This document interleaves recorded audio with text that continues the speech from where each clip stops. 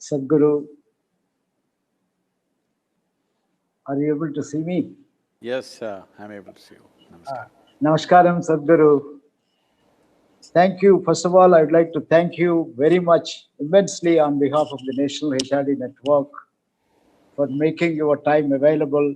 In spite of so much pressures on your time, I can see every corner of the world have been wanting to have your wisdom and guidance in these difficult times across the globe. Thank you very much, sir. And we expect to listen to you today. A large number of people from across the world, not only HR people, although we expect a large number of our National HR Network members to be there, all people management professional bodies, some CEOs, CXOs, and other employees and others who are interested in exploring the potential to fight the COVID-19.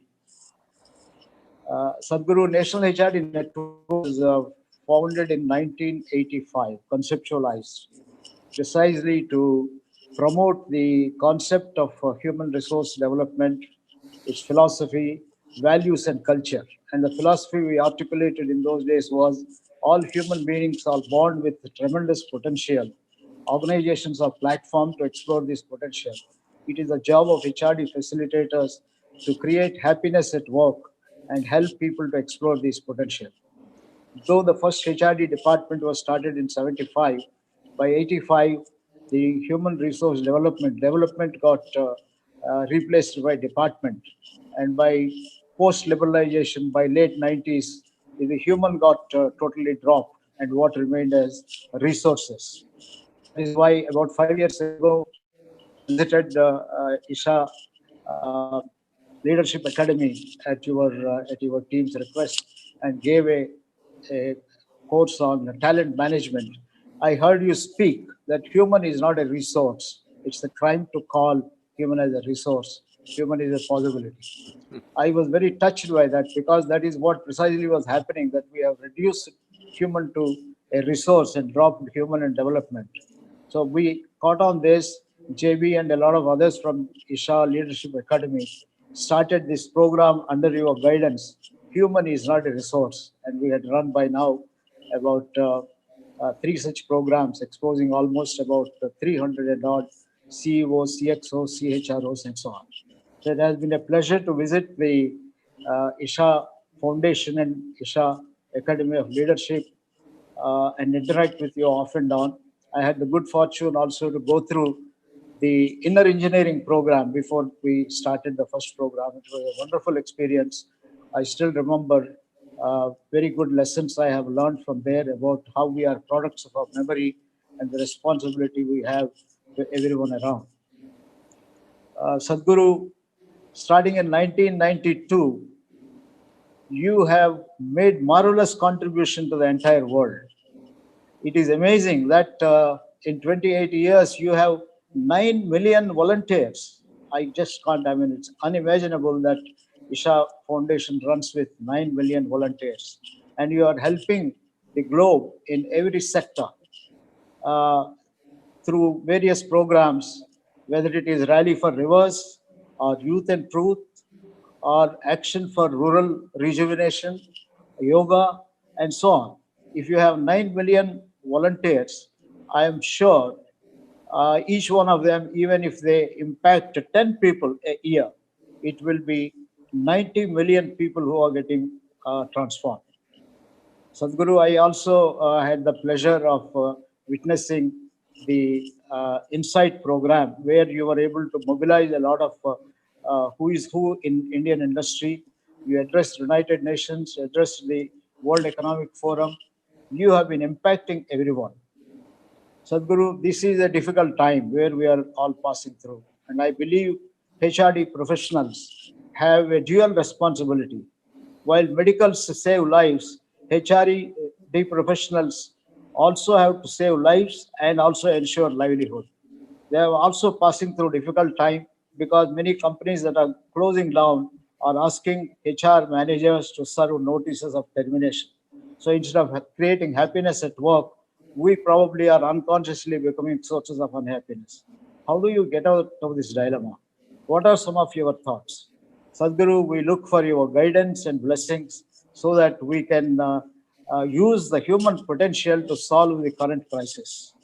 For today, Sadhguruji, we after you give your initial remarks and some answers and guidance, we have the National HRD Network President, Trish Shankar from Infosys. He is going to take over. He has invited a group of people to ask you questions, and we look forward to your blessings, sir, and wisdom, so that we can prove ourselves to be great HR professionals and above all, great human beings. Thank you very much, Sadhguru. Now it is off to you. Namaskaram. Namaskaram to all of you.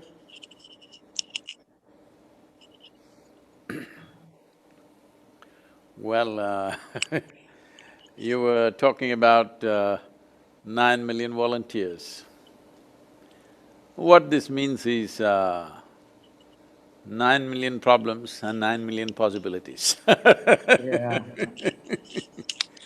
Because this is the nature of a human being. If well nurtured, everybody is a fantastic possibility. If not nurtured properly, everybody is a serious problem.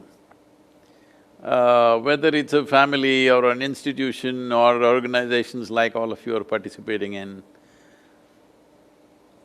it is important to understand that what we call as a human being is not an established quantity. It is just a possibility. Because unlike other creatures, we have not come fully developed.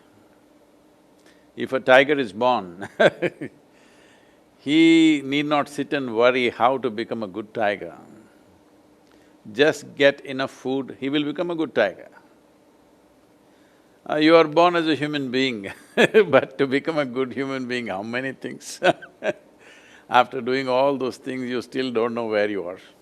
This is the nature of human life. Because what is human is not defined. Because for every other creature, nature has drawn two lines. Within those two lines, they live and die.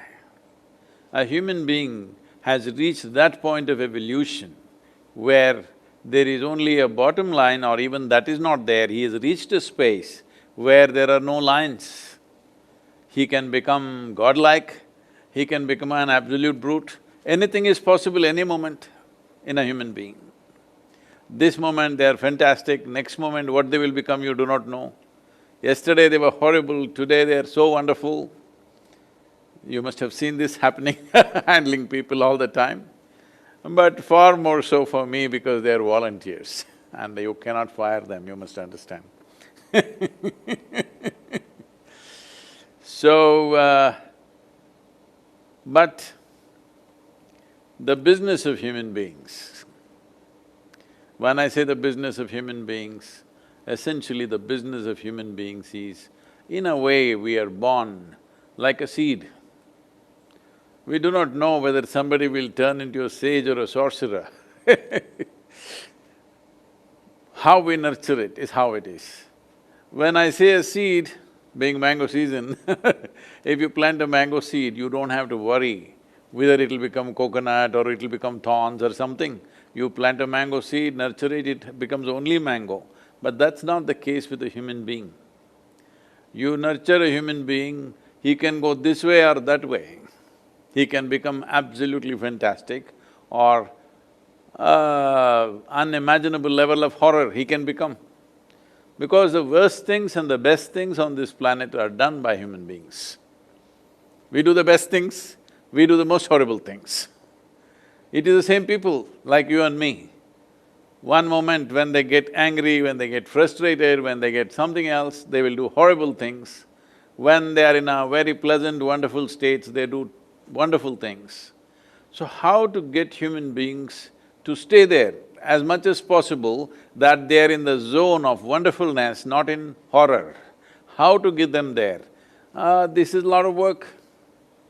And to keep them there, it needs enormous sense of involvement. When I say involvement, Human beings get involved in different ways. You can get intellectually involved, physically involved, emotionally involved, energy-wise involved, or involved on the level of your consciousness, different levels of involvement. A time is coming because today human beings are immensely empowered by various technologies that are available, education for almost everybody. We're just very close where education is for everybody. Everybody is empowered, everybody can go, you can you can even go on the internet and learn how to assemble a nuclear bomb. I'm saying information is available to that extent.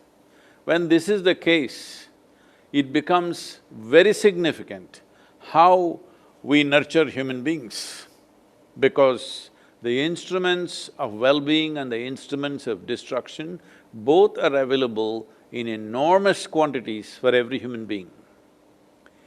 In ancient India, for example, before education was given to a child, from 0 to 12 years of age, it was called Balavastha, where nothing was taught. A child should just grow, physically, mentally, his body and his brains must grow. So he should eat well, he should play, he should sleep well, that's it. Because it's important, a human being becomes full-fledged in body and mind. So once body and brains have grown to reasonable size, then education starts. Before starting education, there was one process where every human being who had to go through educational process had to take the step of universal identity. So there was a process at the age of 12 where you have to identify with the whole universe, because it is limited identity within a human being which makes him do terrible things. If you just look at life around us, whether it's individual level of crime or it is organized levels of crime. When I say organized, I am not talking about Dawood Ibrahims of the world. When I say organized crime, I'm talking about religions, I'm talking about nations, I'm talking about large communities. What kind of horrific crimes we have done upon each other is simply because we have a limited identity of being something. So, because every human being is today empowered with the tools of education and technology, it is extremely important that in our organizations, wherever we are, we bring a larger sense of identity. Otherwise, this empowerment will be serious destructive process, which is already happening in many different ways. And if we don't cross this, well, our intelligence can become our destruction. Our capabilities can become our destruction, already it is in many ways. Because if you really look at it, just see this, are educated people destroying the world or illiterate people destroying the world? Please see this. It's the educated people who are destroying this world, not illiterate people. It should be the other way around. Those who are endowed with knowledge must be building this world, those who are ignorant must destroy the world. But unfortunately, it is reverse, because those who are educated have limited sense of identity, because of that destruction will happen. Whether it is of nationality or race or religion or caste or creed or whatever. So it's important when we are talking about nurturing human potential, one fundamental factor is to ensure that human beings have a very large sense of identity, not narrow sense of identity, because once they have that, they will become very destructive. This can be just personal identity, this is me, my identity is just myself. Unfortunately, this is being built around the world, I believe in myself, this is me, I like this, I like that, I love this, I love that. Just about everything. When people say, I love this kind of food, I love that kind… See, you liking and enjoying things is different, but you getting identified with this is a problem. Because for small things, football teams, which football team I support, not nation or religion, football teams fight themselves to death simply because they're not identified with football, they're identified with a particular team. Otherwise, whoever kicked the ball well, you would have enjoyed it, like I do. It doesn't matter which team, whoever kicks the ball really well, you will enjoy it. That's what needs to happen with life. It doesn't matter where you are, how you are, if your identity is not a very limited process, then that is the most fundamental ambience that is necessary to nurture human potential. If we don't do this, then we will see powerful human beings will become most problematic human beings. People who have enormous sense of energy, competence, intelligence, they will become the biggest problem in the world because of limited identity. It is better they are without much power, much competence. It is right now, it's human competence which is destroying the planet, isn't it? If we had half the brain that we have right now, we would be very eco-friendly. How's that? Isn't it most unfortunate that only if we were incompetent, we would be nice? Competence has turned against us, competence should work for us, our intelligence should work for us. Intelligence and education must be a solution, but unfortunately it's becoming a problem. So because all of you are handling large masses of people, it is very important that one fundamental thing that should happen is that the moment people get into some position, see, wherever you get them, either they have a power over some machine or they have power over 10 people or 100 people or whatever number of people. When they have this power over something, it's important their identity is not limited. It must be a universal identity, this is most important. Unfortunately, this is missing in modern education system. This is why human beings are becoming such a big problem. Thank you. Thank you, Sadhguru. I think that was a very comprehensive kind of an overview of things. I think you're very right. I think we need to get people in that zone of wonderfulness that you mentioned and nurture them. And I think the key point that you made is really to create a larger sense of identity in each human being so that they can really do a larger good. So thank you very much for that. It's really a great pleasure to be spending this afternoon with you. We have a group of people who are very keen to ask some questions. The first person who will be asking you a question is Mr. Manoj Kohli. Manoj is the country head of SoftBank. He's got an illustrious business career, has been the CEO of Bharti Airtel, CEO of Bharti Airtel in Africa and India, all across, and one of the well-respected business figures. So Manoj, over to you for your question, please. Thank you, Shankar, and namaskar, Sadhguru. Sadhguru, what you said was so profound that it is our problem of giving a limited identity versus a universal identity to our children, to our students, is most important. The question I'm going to ask you is that this is an unprecedented crisis and a challenge to human race in the last 100 years, where there is a huge dilemma of health versus economy. And many corporations are going through trouble, many corporations are shedding people. So how will a manager or a leader keep his calm and composure?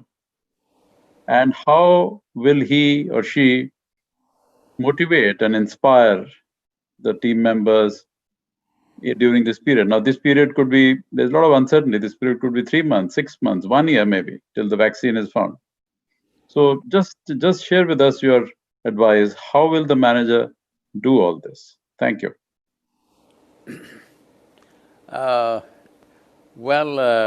Manoj, bankers are in a good place. I don't think bankers will be troubled too much. Every other business may struggle immensely, but people will queue up at your doors because you will be the key for anything that needs to happen. So having said that, yes, these are very challenging times, there's no question about that. But a challenging time is also a time of enormous possibilities, particularly for India. I think there has never been a better possibility than this because even among the Asian countries, we have been left behind at least by 25 to 30 years behind every other nation. If at all there ever was a chance to level that situation, this is the best time. Well, a possibility is there, but will we have the agility, the commitment and the courage to make this possibility into reality? That is always a question mark. That is dependent on all of us. There's no one person for this. All of us matter in this, that we must make this possibility into a reality for this nation, because as all of you are living in cities, but I'm sure you are exposed to some rural life. Well, the life in India for most people, I would say nearly 50 to 60% of the people, is very, basic is not the word, it's below basic. People may put them above poverty line, but if you look at the quality of life that they live and how human possibility is stymied by the situations in which they exist, is a very distressing situation. Well, these people for almost probably 8 to 10 generations, people have been kept in abject poverty. In the last 20 years, we say we have pulled about 240 million people out of poverty, but in the next 6 months, it is possible that we may push them right back below the poverty line once again. It is very much a possibility that it's at our doors right now. So, how to handle such a massive thing, but your question is more specific to managers, how to keep people, whom to fire, whom to keep, what to do, because everything will be curtailed. In many ways, for various businesses may close down, many will be downsized, all this is there. It's always very hard when you have to decide about somebody else's life, that you have to decide whether they should live or not. It's a very terrible thing to decide. But unfortunately, such a time has come where, even in the hospitals, it's been happening, but now that situation has changed a little bit, but it happened in Italy that doctors had to decide who should get the ventilator. So if me and my mother are in the hospital for the same virus reasons, they will give the ventilator to me and let my mother die. That's the decision that they're making. Or if me and my daughter are in the hospital for the same reason, they'll give it to her and let me die. That is the decision they are making. This is not a nice decision to make for anybody, it's a terrible thing, but unfortunately, sometimes when hard times come, such decisions will be thrown at us. It is very important, this must be handled with utmost compassion and care, but still they are going to be terrible decisions, whichever way you decide. Because when there is only one piece of something, it has to be decided who gets it. There is not enough for everybody. That's what poverty means, there is not enough for everybody, so you will have to decide who will eat, who will not eat, whose children will go to school, whose children will not go to school. It is a terrible decision to make, but we are faced with such a situation. This is a time where our humanity should be at our best. But still, we will make very inhuman decisions. If you don't make those decisions, you cannot manage the situations which for it to prosper, for it to be possible tomorrow.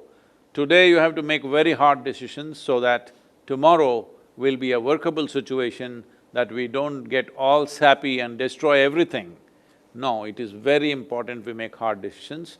One of the things that companies could consider, this is not a reality for everybody, but it is possible in many businesses, not in every business maybe, but in many businesses it is possible that we could inspire the employees to go for half pay and keep everybody going and use them for some other possibility.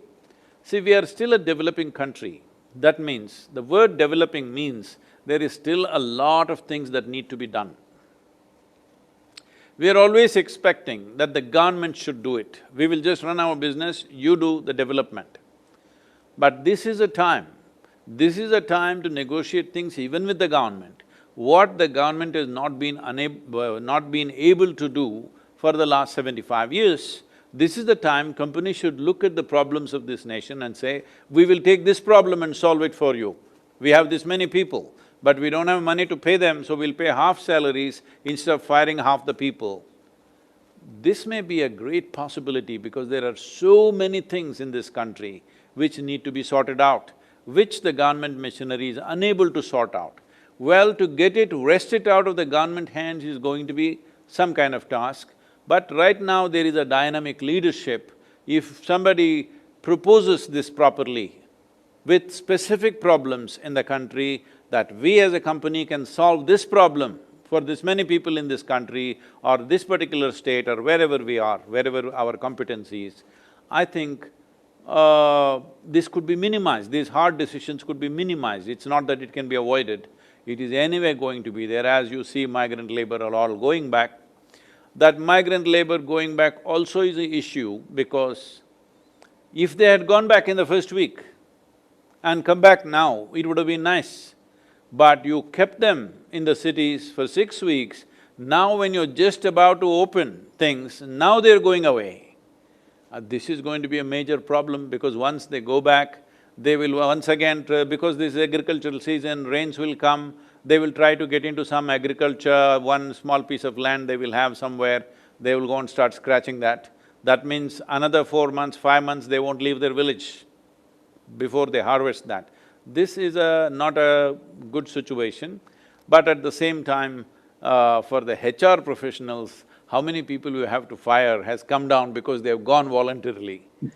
But businesses cannot fire without those people coming back, especially construction industry and variety of other activity cannot come back immediately simply because the labor are gone. It is going to be quite something to coax them back to the cities where they have suffered for a few weeks. If we had sent them in the very first week and asked them to come back now, they would have happily come back. So this management did not happen because nobody thought it'll go for 6 weeks, they thought it's 15 days, then they thought it is 30 days. Well, these are hard times, nobody knows exactly what to do. We have to take that in hindsight, all of us can make fantastic decisions but in foresight, it's very difficult because nobody knew and even now we do not know what this damn virus is going to do to us. You said vaccine. I have my very big doubts about vaccine because already they are identifying 10 varieties of viruses. The same virus has taken on 10 different forms. So even if you make a vaccine, it may not work for all the 10 of them. You have seen the polio eradication program. Though the vaccine was well established and it is very easy, just a drop in the mouth, in spite of that, it took us 20 years to administer these polio drops to every child who needed it. So, for 1.4 billion people, or you cannot think of that in anymore like that because it's a pandemic, for 7.6 billion people, how are you going to administer the vaccine? How long will you take? Even if you find the vaccine tomorrow, when will you produce it? When will you administer it? How will you make sure it goes everywhere? Now, after the vaccine, well, the flu vaccines are happening in United States all the time. If you take a flu vaccine this year, that doesn't mean next year, the next flu that comes, you are immune to it, you're again getting it. So by the time you take the vaccine, after a few months, this pandemic makes its circles elsewhere, because of international travel, it again comes back to you may again get it. So how this is going to play out is nobody's prediction. It is not nice to be simply predicting and thinking this will happen, that will happen. We just have to understand in many ways, at least for the coming year, the way we have been living and how we will live in the next 12 months for sure is going to be very different. Only if we make it very different, there is a possibility of us coming out of it. Otherwise, we may get embroiled in it for a very long time. It's very much possible. Scientifically, there are various explorations happening, but there is not one clear voice about it. Nobody is certain that this is how it will behave. There is no such… it is not giving you such a clue because it's behaving differently in different people, it is even affecting children now. It is doing variety of things, not just a respiratory infection, it is doing variety of things, damaging livers, damaging even neurological systems, damaging brain damage is happening. Now digestive system is seriously being affected in many children. So, looking at the complexity of what is happening, a, a vaccine may not be an absolute solution, it may prevent for some people, but it may not be a total solution for the world's population. So we are facing an unprecedented problem for this generation. This is a serious issue. We have to survive this, we have to prosper out of this, which is going to be… the best in us have to come out right now. Our our compassion when it comes to handling other people, our competence, our ingenuity, our intelligence, everything has to function at its best if we have to ride this time well. Great. Thank you, Sadhguru. I think that was well put. I think these are tough times. We've got to take some tough decisions, unfortunately. But as you said, with our compassion, try and minimize the difficulties for people. But yes, if you, as you said, ingenuity, compassion, everything, our competence at the maximum, we'll be able to really get through this difficult phase. So thank you very much for that. We now go to our next question. Thank you. The next question is from Anuradha Razdan. Anuradha Razdan is the CHRO or HR Director of Unilever in South Asia, India, Bangladesh, Pakistan, and Sri Lanka, which is called HUL in India. So, Anuradha, over to you. Thanks. Namaskar, Sadhguru. It's a pleasure listening to you today. My question is that, for generations, we have nurtured managers and leaders who are very task-focused, who are always, trained to go for productivity. But do you think that this will herald a new era of leaders who lead through compassion and empathy? And how do you think that we can start building those qualities right from the start of people's education and careers? Any thoughts? Thank you. About being task-oriented, essentially means we are trying to handle human beings like a limited quantity, like a machine. What it is capable of, let's get the best out of it. I think it's a very wrong approach for human beings because, see, when you or me were 5-year-olds, nobody thought you would become HRD or I will become a Sadhguru. Nobody thought. Our parents did not think, I'm sure. Nobody recognized any such things. Well, it may look all accidental how somebody gets there, but if you really very consciously look at it, you will see there are few right steps that we took which makes us who we are. So, if you take a person, whatever age group, now I was talking about a 5-year-old, but let's say they come to you at 25 and you say, this is the task you're good at, just do this. I think that's a very sad way of handling a human being because you're handling a human being like a quantity. A human being is not a quantity, a human being is a certain quality. A quality can be always enhanced. Quantity cannot be enhanced, you can add. If you have one person, it's not enough, you can add 2 people. If 2 is not enough, you can make it 5 people. So quantities can only happen in addition. But a quality is not like that, quality can be enhanced. So if that possibility we don't create, I know maybe further up in the hierarchy of your corporates, maybe enhancing of a human being to some extent, it is possible, but down below, a worker comes, you just do this well because we are into mass production of some kind. I'm sure you also have no problem because you will be selling a lot of soap, everybody is washing. So, when you talk about the products that you make, that is a question of quantity. How many soaps will you make? It's a quantity that has to be measured in quantity because it is a material item. But now when it comes to human being, how we are thinking is, okay, how many soaps can you make as an individual? Well, if we go like this, it looks like we are getting some sense of efficiency from people at a given time, but in many ways, we have stifled the whole possibility. Will an industry or a business have the capacity to really nurture a human being without any fluctuations in their production lines and stuff? Well, that is a massive challenge, it's not an easy thing to do. But at the same time, if only our interest is in the well-being of the human being and we keep on enhancing the human being, you don't have to worry about how many soaps, they will make as many that can be made. But that has not been the focus of mass production in the world. The focus of mass production in the world is about making a machine out of a human being. Now today, because of information technology and artificial intelligence coming about, we are seeing how to make a human being out of a machine. When we are seeing how to make a human being out of a machine, is it not important that we clearly see how to make a human being as full-fledged as possible?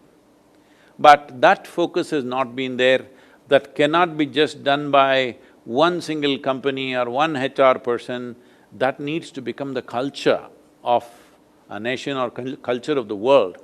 I feel it is coming because once this mass production of education is gone, which I think its time has come, its nemesis is coming. Even as a child, I went to school only when it was absolutely necessary because I thought it was totally unnecessary process. But after my dreams that I had when I was 7, 8, that all this school should just vanish one day, I think is happening now thanks to the virus and to the artificial intelligence. Both together may destroy the schools, it's every child's dream, believe me. So once this mass production of education process is taken away, I think many changes will happen in the way you have to run your businesses, the way everything has to be done will change quite dramatically because wherever the simple machine-like efficiency is needed, we'll just have machines. A human being is not about just efficiency. A human being is about ingenuity, human being is about creativity, human being is a possibility that he can do something that's never been done till now. That is a human being. A machine will just repeat what's been done continuously with the same level of efficiency and the same product. Well, this may look a little philosophical right now, but I feel in the next 5, 10 years' time, this will become a very practical reality. Thank you, Sadhguru. I think you're saying that yes, we've got to make human beings full-fledged. I think part of the blame is in our mass production of our education, where we've kind of created clones. I think that's something that I think we all have to work together and change, so that right from the beginning we create this full-fledged human being and who can really reach their potential with all the possibilities. Thank you. I think we'll just move on to the next question. And for that, we have Mr. Prem Singh. Prem Singh is President Group HR of the JK Group, and with a very illustrious career. So, Prem Singh, over to you for your next question.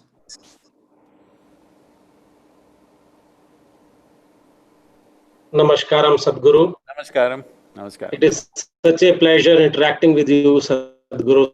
Thank you for your time. So my question is at two levels, Sadhguru. One is, as a result of this pandemic, how do you see the world changing? One is at the social level. Do you foresee people again going back from consumerism to minimalism and even more focus on sustainability? Point number two, as a result of this, do you foresee the emergence of new kinds of businesses and industries in the long run? Thank you. Well, many things are going to change. For one thing, you may be able to get a Boeing for free. because before all these grounded airplanes take off, it's going to be a very long time. It doesn't look like it's going to happen too soon. And in many ways, as right now we're interacting, probably 6 months ago, if you wanted a conference like this, you would insist that I must come there and you would all be there in one of the cities, whatever. But now, see, we are quite happy looking at each other, stamp-sized pictures on the screen. Well, a lot of human contact is lost, but now human contact is dangerous. So, we're keeping good distance. So many things will change for sure.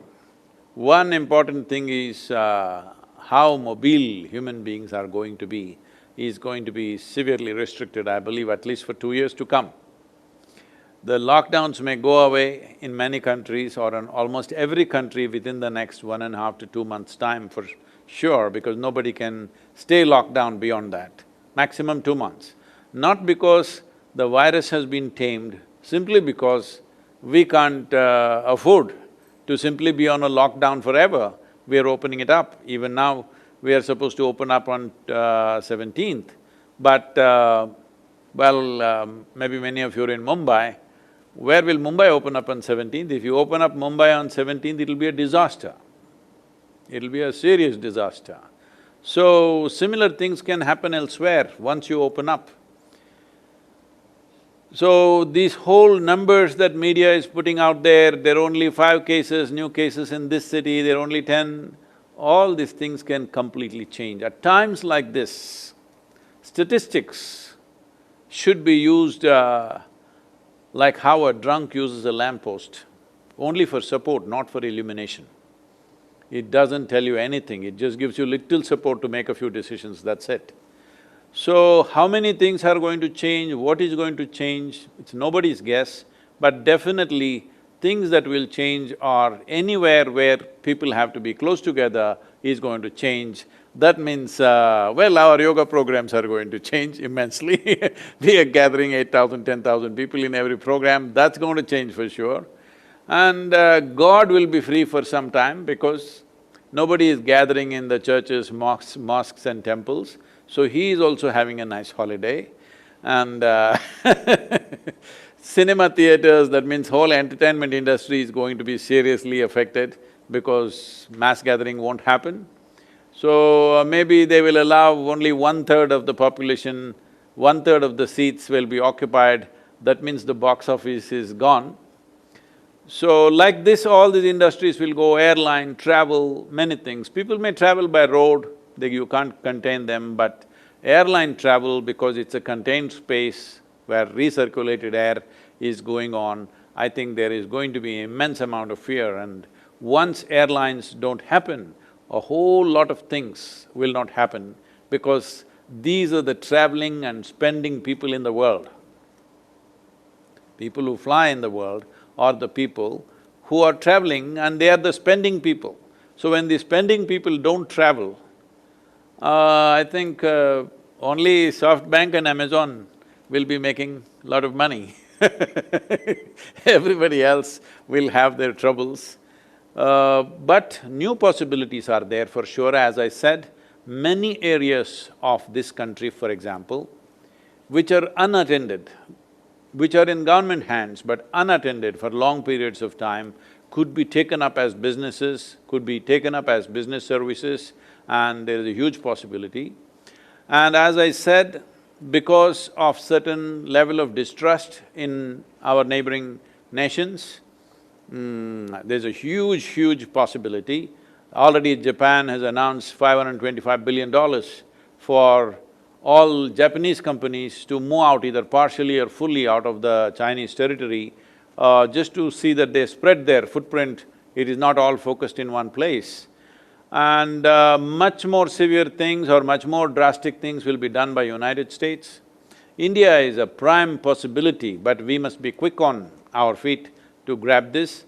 Certain policy changes are being made. In my opinion, we must… these 28 states are there because this needs to be spread out. Every state must get a minimum, there are over 300 companies like this which could be amounting to about $1.5 trillion of investment. If that kind of investment comes into the country in the next 1.5 to 2 years' time, then you don't have to worry about people's employment and stuff that will happen. But this time of this 6 to 9 months or 1 year, this gap where those things may not happen is a serious challenge for human beings in different levels of employment. But this could be done if… I think we should even declare an economic emergency and make this thing… anybody who comes with an investment of more than $1 billion must be given land, water, electricity, every permission that is needed, environmental clearances, whatever, and also immunity from litigation. This is very important. In the world, people are terrified of Indian courts. I'm sure you are also because see, if I drive the car very fast, you will be terrified. But here we are terrified because of the slowness of the speed.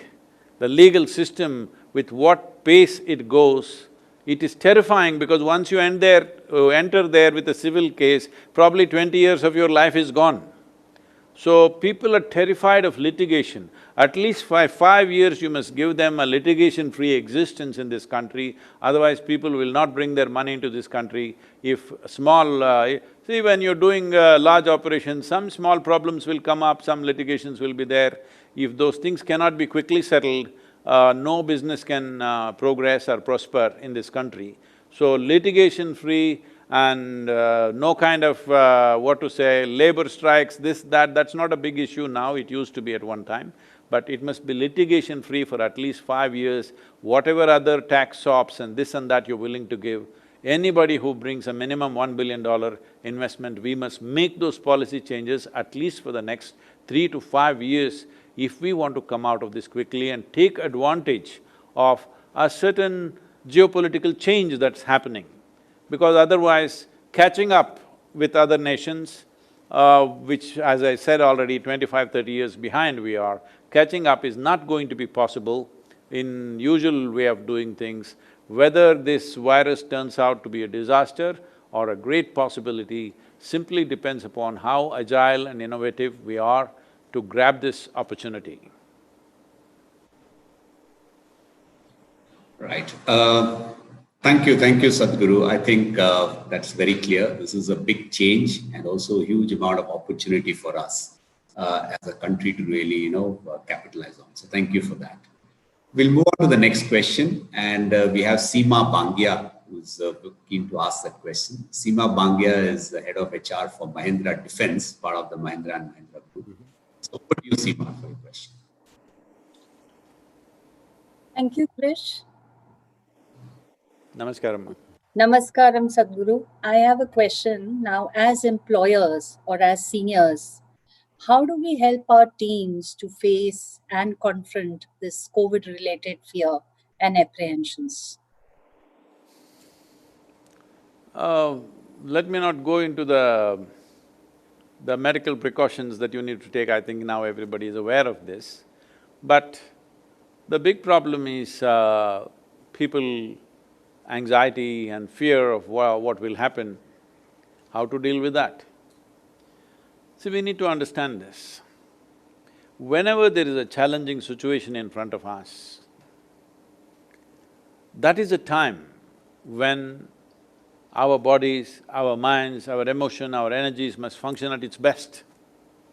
But for most human beings, I would say at least for 80% of the human beings, when they face challenging situations, that is when their mind gives up, their body gives up, their energies fail and their emotions spill all over the place.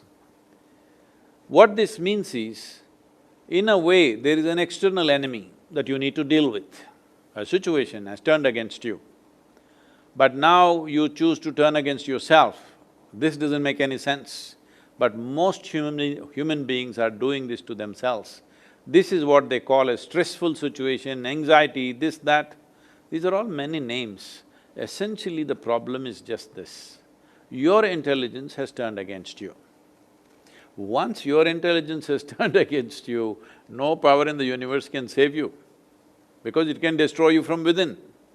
So it's very important that every human being at least does a few simple things with oneself to see that especially when difficult situations come, your emotion, your thought, your body, your chemistry is 100% with you, does not turn against you.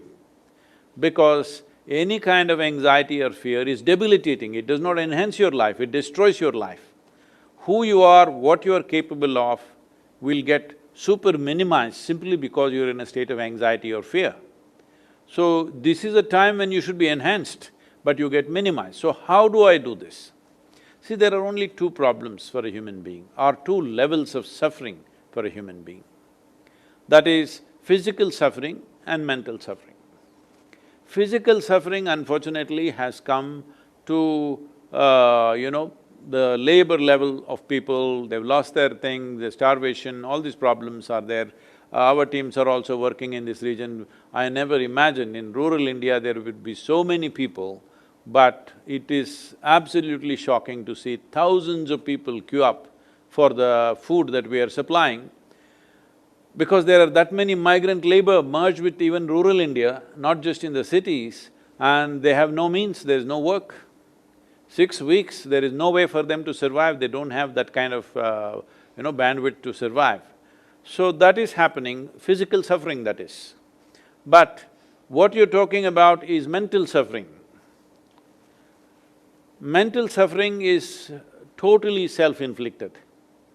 Mental suffering essentially means, see, if I ask you a simple question, would you like your intellect to be sharp or blunt? What would be the answer? Sharp, of course, isn't it? Everybody would say, I want my intellect to be sharp. So essentially we need to understand, intellect is like a knife. The sharper it is, the better it is. So it is a cutting instrument. Now, if you dissected something else, it looked like a revelation. But when you try to dissect yourself, it is going to be extremely painful. So we don't give a knife to a child's hand, not because a knife is dangerous, simply because a child's hand is unpredictable and unsteady. So right now, this is all the problem. You have been given a mind which doesn't have a stable enough foundation right now. Because you know Charles Darwin, you heard of this man, an Englishman? Charles Darwin, you know? So he said something like this, a goat could have become a giraffe over so many million years, a pig could have become an elephant over many more million years, but an ape or a monkey became a human being rather too quickly. So quickly that anthropologists have been searching for a missing link which they have not found yet. So, in terms of our relationship with the monkey, for example, in terms of DNA difference, between you and a chimpanzee, the DNA difference is only 1.23%. 1.23% is not a very big difference, isn't it? Physiologically, that's how close we are to a monkey. But in terms of our intelligence and awareness, we are worlds apart from a chimpanzee. So right now our problem is just this, we have an intelligence for which we have not been given a stable enough platform on which it can function. So unstable platform and intelligence is hurting us so much. Human beings don't need any outside help, they are on self-help. Simply, they will suffer. Nothing need to happen. If something happens, they will suffer. If nothing happens, they will suffer. If somebody is there, they will suffer them. Right now everybody is complaining at homes, how to be with family. If you're away from the family, you suffer. So no matter what they're suffering, what they need to understand is, they are not suffering life, they're suffering their own mind. And the two main aspects of the mind which they are suffering is just this, memory and imagination. What happened 10 days ago or 10 years ago, people can still suffer. What does this mean? You're suffering your memory, not life. What may happen day after tomorrow, you're already suffering. What does this mean? You're suffering your imagination, not life. So, you are suffering the two most important faculties of being human. Because we are human, our lives are the way they are, our lives are rich only because of a vivid sense of memory and a fantastic sense of imagination. But these are the two faculties that most human beings are suffering simply because there is no stable basis. So this is what yogic process is all about, that first and fundamental thing is to create a stable base. When Patanjali was asked, what is yoga? He said, Sukham Stiram, what is asana or what is the posture for the body? He said, Sukham Stiram Asanam. What this means is a body should be stable and in comfort always. Once the platform is not comfortable, the intelligence is going to turn against us, that's all that's happened. Nobody else is coming and bothering us, just now virus has come. Otherwise, all these days we were torturing ourselves, we didn't need any external help at all. So this is this is a tragedy of we suffering our own intelligence simply because we don't have a stable enough base. If we had half the brain that we have, all of us would be peaceful, isn't it? If we didn't have this much brain, if we had the brain of an earthworm, sitting peacefully would be very fine for everybody. Right now, sitting here peacefully or just being happy or joyful has become such a huge challenge for people, which every human is capable of when they are 5, 6 years of age. Now, because they are 35 or 40, they've lost even that capability. At the age of 5, if you're so happy, by the time you're 30, you should have been ecstatic. But just the reverse has happened simply because we have not created a stable base for the intelligence that we have. This is something we must do. So simple processes are there. As a part of this, for all the COVID warriors, we have offered inner engineering online free of cost, and for everybody we have reduced the price to half price.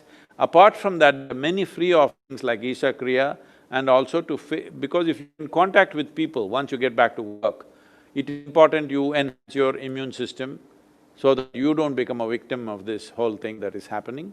So there is a simple process called Simha Kriya.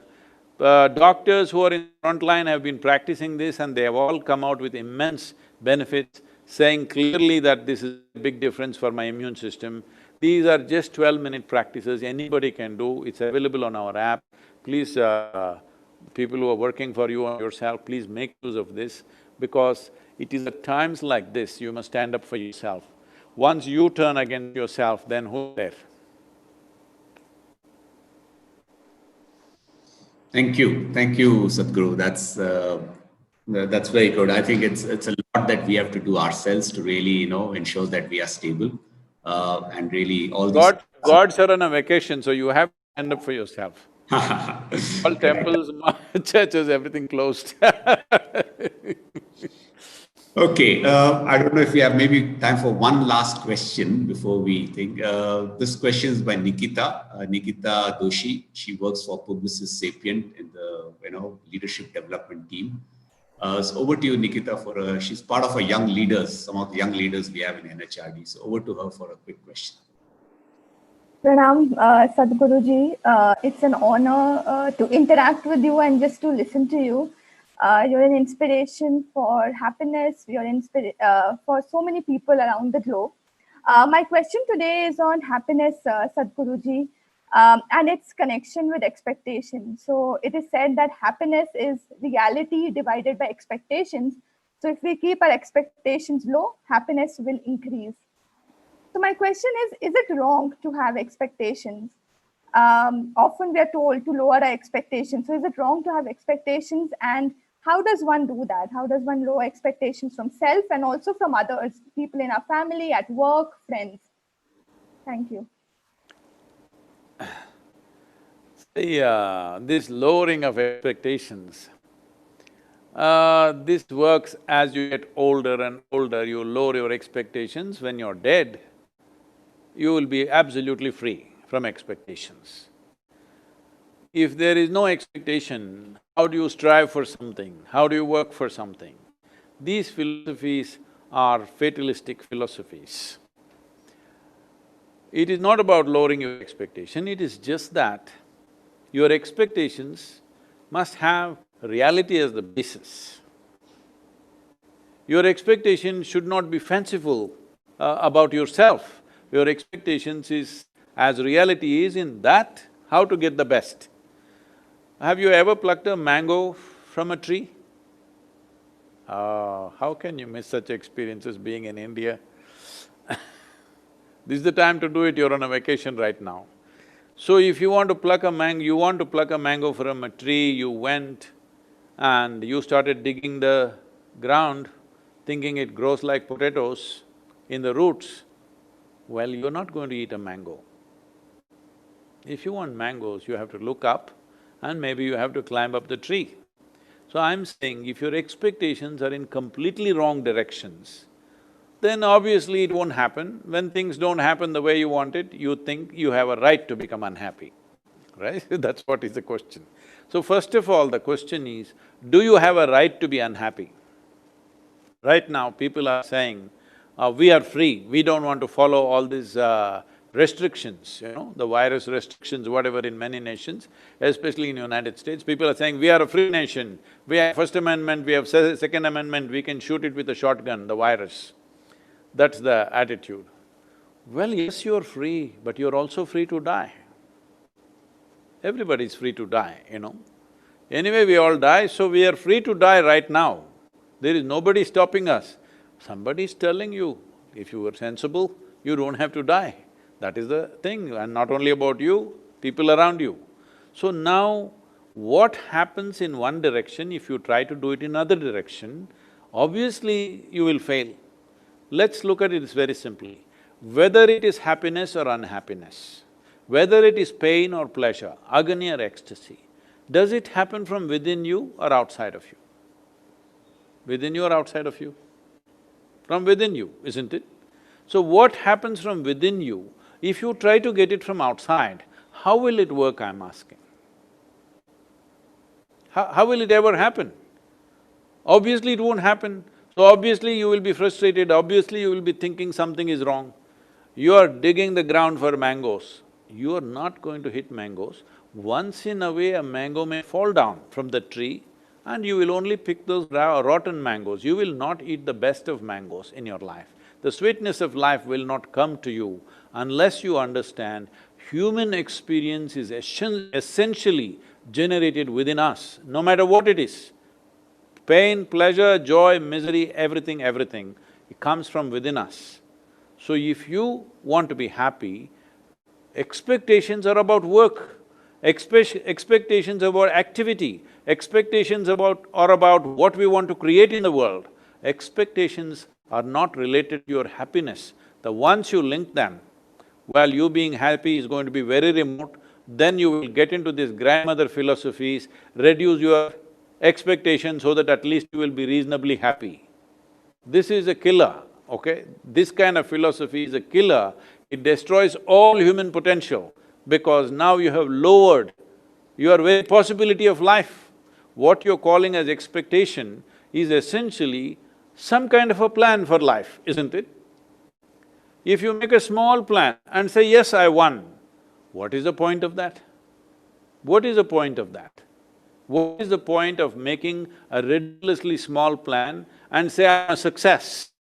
No, you make such a big plan that you will be a failure in your life, but a blissful, wonderful failure because your plan is so big, it can never be completed in a generation. That's how big your plan should be, so that you are fine dying as a failure because your plan is so big, your expectation is so big. I will die as a failure, I know this, but a blissful failure for sure.